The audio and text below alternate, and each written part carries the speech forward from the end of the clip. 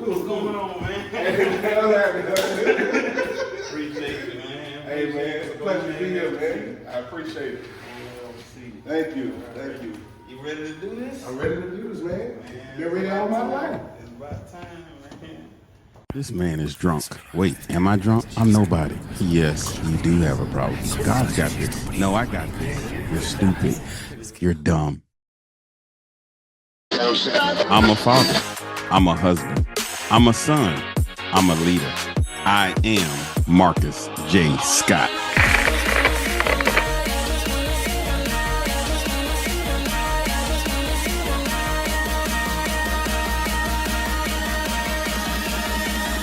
I'm Marcus J. Scott, author of The Drunken Preacher, here to encourage critical thinking, social awareness, advocate growth, resilience, provide hope, and help you find faith. Welcome to the podcast, The Drunken Preacher. Man, I'm so excited. This is crazy to me.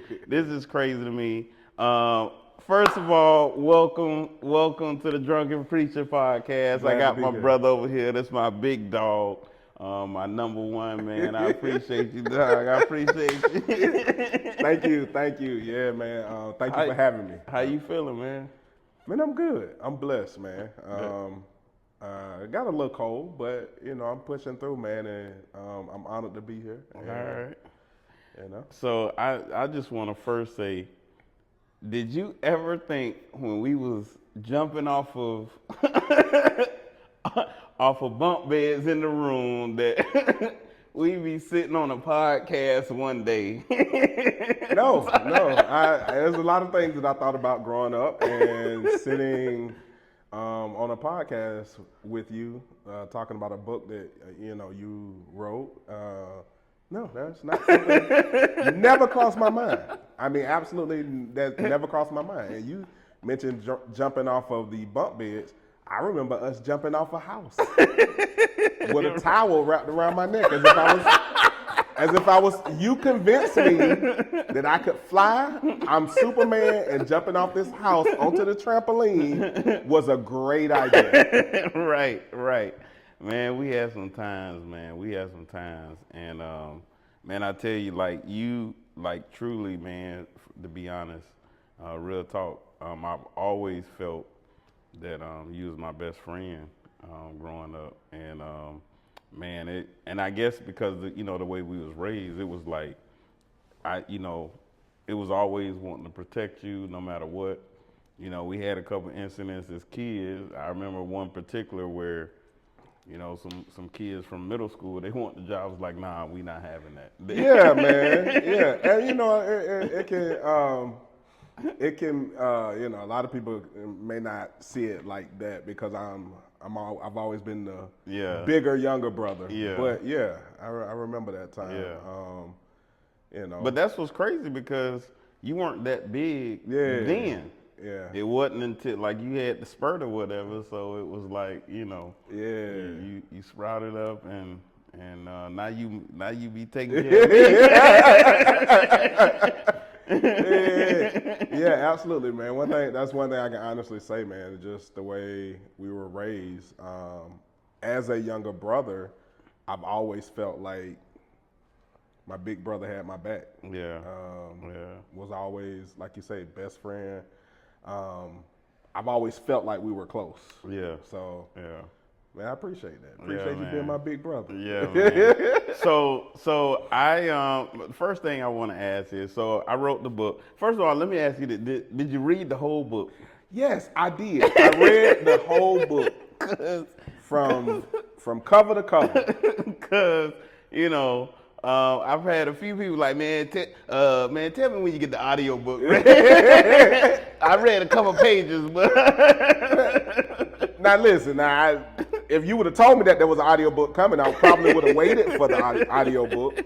I prefer audio book, but I felt like this book was something that I had to read, and it was just the right number of pages for me to read. So, all right, cool. So yeah, not too much. Not too much. Okay.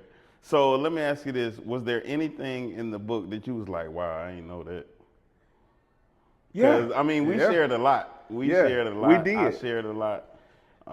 So, Yeah, I felt like we were definitely close growing up. And in the book, believe it or not, yes, there were things that surprised me because I felt like, well, when did that happen? Or I didn't see it that way. Or, man, that's how he felt. I never knew he felt like that. And so, yeah, there were things within the book what were some of that those stood things? out. So some of the things, one was how you internalize growing up and needing to be great. I think our parents always instilled in us to do our best, but it's almost like seeing dad and seeing his walk that you wanted to be greater than dad, better than dad, like you wanted to reach higher heights. I don't know if I necessarily felt that way. I felt like dad is great. Life is great. I'm in a great place. Well, I don't know about you, but he used to always say, don't be like me, be better than me. So he would say that, but you didn't never get that sense where, and I think I talked about this in the book, you didn't get that sense where, like, if you did something and you thought it was good, and he was like, oh yeah, that's good, but you could do better.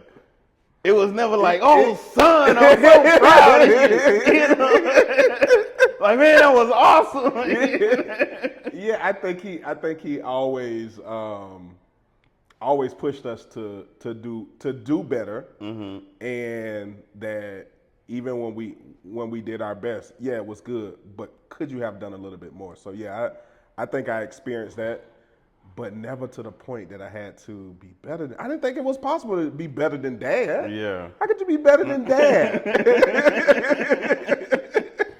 I didn't think that was even possible. So I don't know. I don't know if I ever thought about it like that. But I don't know. I don't think that I always felt the love, and I always felt like they pushed us and wanted us to be better and be great. But I don't think I internalized it in that way to push me to, I guess, to try to be greater than. Yeah, I know. We've talked sometime, and I'm gonna get to in a minute and ask you something deep and personal. But like, growing up, I've always, because of that, I've always had this. All right, I accomplished this, but all right, well, what's next? Because I gotta be the best. I gotta be greater. He always told us. He always said, you got to be 3 times better than them. Yeah, I remember that. You got to be 3 times better than them. And I was like, man, I gotta see. I gotta be. He's like, yeah, but you need to get A's. If they didn't see you, they can get in like that. And so I always felt like, well, I got to be better. And even to this day, like if I accomplish something and some time go by, I almost forget that I had that accomplishment because I'm looking towards the next. Now, honestly, just recently, I started putting that in the area of the Tom Brady's and Michael Jordans of the world. Because Tom Brady himself said, when they said, hey, which one's your best ring? He said the next one. It's like soon as he wins it, he enjoys it for a moment, but then it don't even matter no more. Yeah. And I think I've taken on that kind of spirit or mentality or whatever, even for myself. And sometimes I have to slow down. Yeah. And I'm gonna be honest, I'm really starting to embrace the greatness that I have because of what Dad did instill in us, right? Yeah.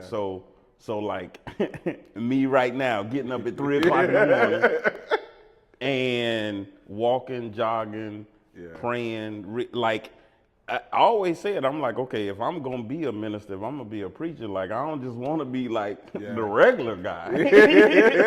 I want to change some serious lives. Yeah. Well, for me, that means more time with God. That means getting up early. That means doing all. So that's how I took what he did instill in us, right? So, but I also had these internal struggles. Gotcha. And so my question to you is, what is something that maybe nobody knows? It don't have to be too personal, but that we wouldn't necessarily see on the outside that you may have had an internal struggle with.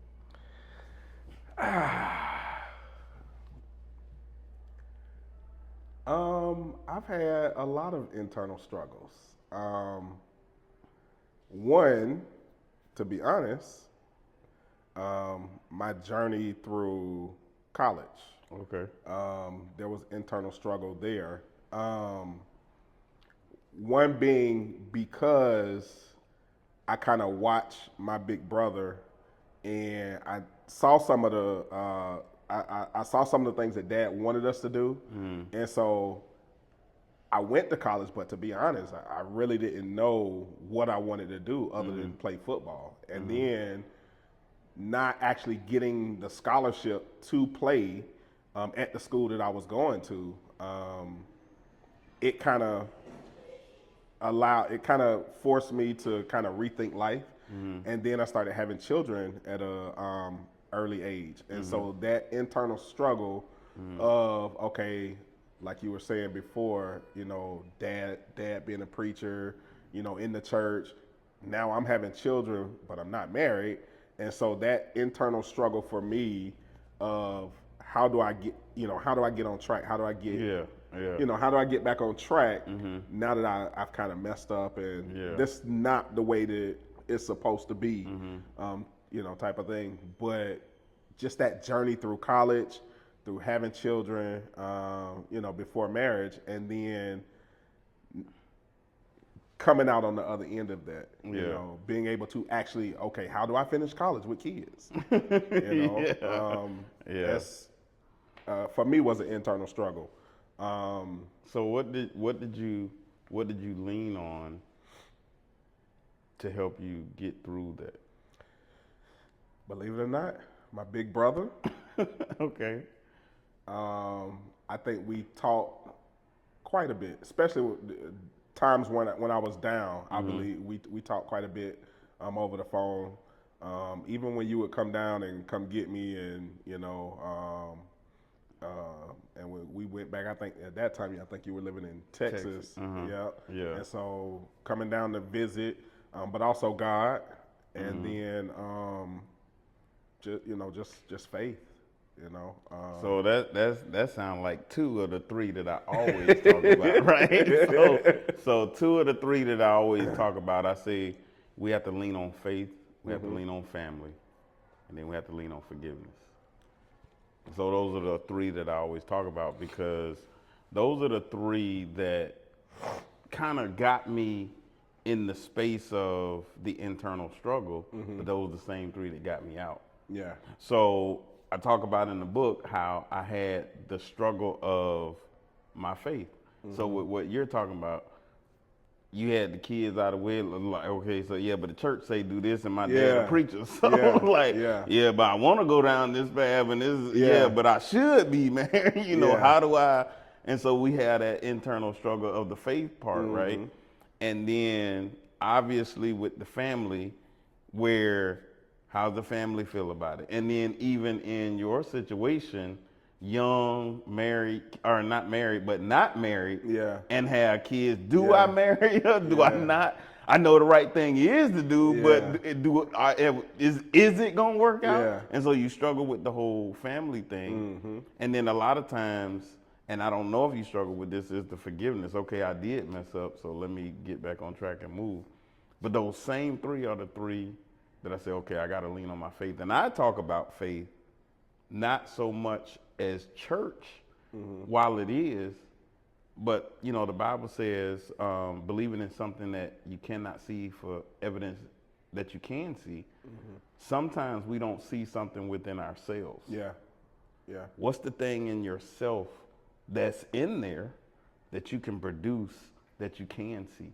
Yeah. And so it's believing in yourself as well as leaning on the faith, the church, but then family. I don't only talk about blood family, because I did, like, going through my stuff with the drinking and stuff. Man, I really did lean on you, Marla, as my sister, my parents, and all.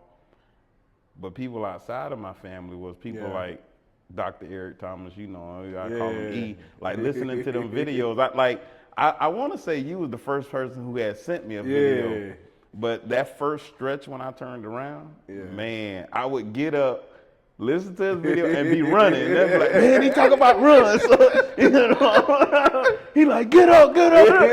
All right. So I'm up, you know, listening to his videos. Yeah. But then joining the different men's groups and stuff like that. So, so you say you leaned on some of that and the family. Was there anything else? Or let me ask you this. So you got married, you had the kids, and you were doing well. Was there any time in there where it was like, oh man, I went way back. Like I did this stuff and I saw the progress, but then I went way back. So let me give you an example. I had my issues with the drinking and everything, and then for like a year, I was good. I ain't drinking everything. And then once I slipped up and started drinking again, it was like I went way back. Because I started writing this book in 2015.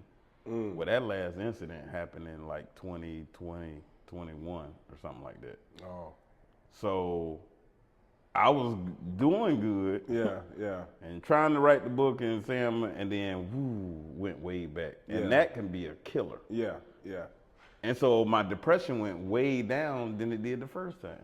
Cause I'm like, man, I thought I was done. Yeah, because you felt like you had progressed past the point. Correct. But then, boom, now you felt like you fell further than you were the first time. Yeah, you ever had that? I don't know. Let's see. I don't know if. I mean, I've obviously had things not work out. I don't know that I felt that way in things falling apart. And what I mean by that is, being in college and then starting to have children before getting married, that part was stressful. Sometimes coming home, getting my children one at a time, taking them back, trying to go to school while having one of the kids there with me, having to take tests and go to class and still trying to figure out work and stuff during the time period while I had one of the other children, and then traveling back and forth from home, and then eventually coming home to get married. So it felt like a lot. And then after getting married and having my children, felt like, okay, boom, perfect life. Everything's gonna be great. I weathered the storm. I'm here, and then realizing that, okay, being a young father, young husband is totally different than being a single dad in college. Yeah. Now I'm actually responsible for a family. So are you saying you weren't responsible? Well, in college I was really responsible for myself and the children that I had created. Yes, but now I'm responsible for a whole nother adult plus these children, and so, and things don't work out the way that we planned. Yeah. Right. Yeah. And so, I don't know if that's a fall way back, and then coming back, but thinking that, okay, now that I've gotten out of the woods, I've gotten married, I got my family, okay, boom, life is supposed to be perfect now. Yeah. I got everything lined up, I messed up, okay, now we on the right track, and then boom, finances ain't working out. Like they ain't financing like I added these numbers in my head. And I looked at them on the paper, but they ain't paying out the way, math ain't math. There you go. The math ain't math. And so, my expectation of how things were gonna go now that I felt like I had things on track. Yeah. No, they didn't pan out the way that I thought that they would. And so I don't know if that's, like you were saying, you got out of the woods and then fell way back in the end, trying to bounce back. But that's been my thing. So I think I'm in a place now, and I what I have learned is the more tests that I actually pass, the better I do, the more I do focus on God. A lot of people think that the enemy slacks off, and he actually comes harder. Yeah. He actually comes stronger. Stronger at us is what I'm saying. And I'm starting to learn how I navigate this. Ultimately, I do believe, okay, if I lean and trust on God, I'm good. But the tests get harder, the grades get harder. I mean, if you're in fifth grade, while you're in fifth grade seems hard. Yeah. But once you pass and get to the sixth grade, seventh grade, now we're in high school. Yeah. It's a little bit more work. Yeah. The test's a little bit harder. Then you start wishing you was back in fifth grade. Right. And then so you go to college. so then you go to college, and now it's more work. Yeah. And you go get a graduate, and so it's getting tougher and tougher. And that's how I believe that as I walk now, and now I'm truly impacting other people's lives. Man, I tell you, this heat, this heat that he is bringing, is coming. I feel it. But the one thing that I can honestly say that I'm blessed about is the upbringing that we had, the family that I had. You was my brother. It's just amazing how God gives us what we need. A lot of times we just have to see and acknowledge what it is, right? I think oftentimes of Moses, he's like, man, how am I gonna do that? He's like, what's in your hand? Yeah. Right? You heard the message I was saying at this Saturday service with the jugs when he turned the water into wine. Like, where the 6 jugs at? Yeah. And them jugs was used for holding ceremonial washing. They wasn't used to hold some wine, so sometimes we have stuff and we see it one way, but God wants to use it, totally different for another way. Man, I appreciate you, man. Anything you want to say before we get out of here, man? Man, I say just thank you. Thank you for having me. It was a blast. And I appreciate you as my brother, as a friend.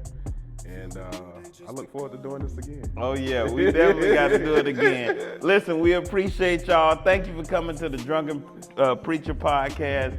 Man, I'm super excited. We have more guests coming up. I'm definitely having my brother back, Marlon here, Marlon J. Scott, my #1 road dog. But we're going to end it like this. You know how I do. Remember, always have a heart of gratitude and the strength to keep moving forward. God bless you.